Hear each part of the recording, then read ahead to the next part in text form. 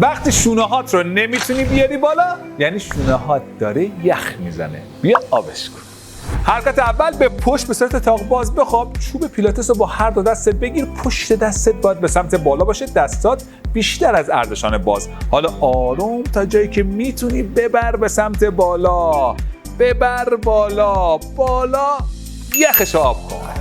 حرکت دوم مشابه حرکت اول با این تفاوت که باید دستاتو بیشتر باز کنی و انگشتای شستت رو به سمت بالا نگه داری. حالا چوبو بیار به سمت بالا. بیار به سمت بالا. اینجا ببر به سمت عقب. نذار شونت یخ بزنه.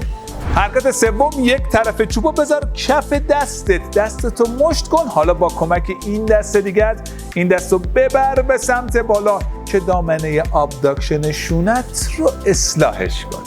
حرکت چهارم به پشت به صورت تاق باز که خوابیدی. آرنجتو 90 درجه خم کن. متکا رو بذار زیر بغل دستتو به متکا فشار بده.